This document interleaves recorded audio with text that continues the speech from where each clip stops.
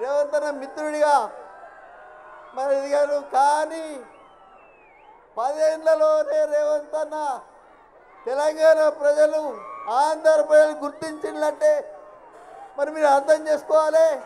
కొండా సురేఖ రేవంత్ అన్న ఆంధ్రాకు పోతే కూడా ఇదే ఇలాగా వస్తారంటే మీరందరూ అర్థం చేసుకోవాలి.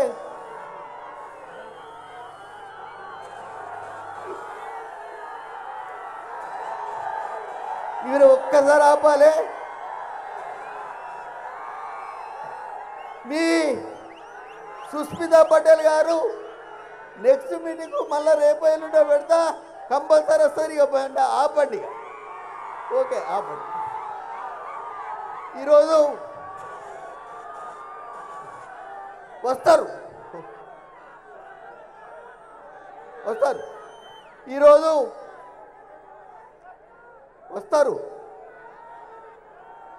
ఈరోజు రేవంత్ అన్న గారు ఒకటే మాట చెప్పిండు, అన్న హెలికాప్టర్ లేకపోతే పిడుగులు పడతామై, నేను మాత్రం కొండా సురేఖమ్మ మా అక్క మంత్రి పదవి ఇచ్చిన నేను దయచేసి పని చేయాలి, ప్లీజ్ దయచేసి పని చేయాలి, నాకు పని చేయాలి. ఇక కొండాపూరి యునానిమస్గా ఎమ్మెల్సీ గెలిచేట్టు పని చేయండి.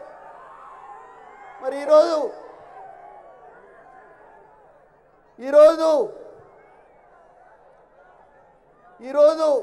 అక్క వస్తుంది, రేపు వచ్చింది. ఈరోజు పిడుగులు పడ్డా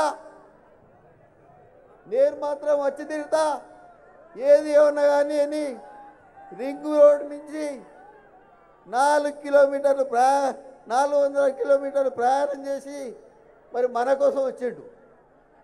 అన్నకు గౌరవం ఇవ్వాలి అనుకుంటే రేవంత్ అన్నను జిందాబాద్ ఒకసారి కొట్టాలి. రేవంత్ అన్న,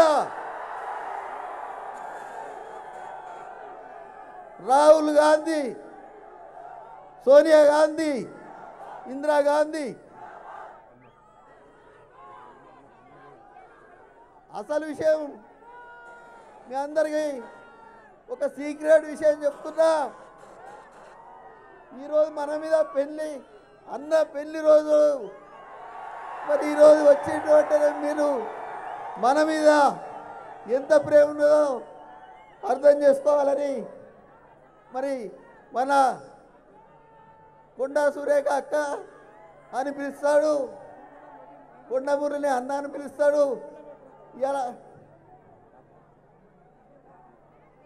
ఈరోజు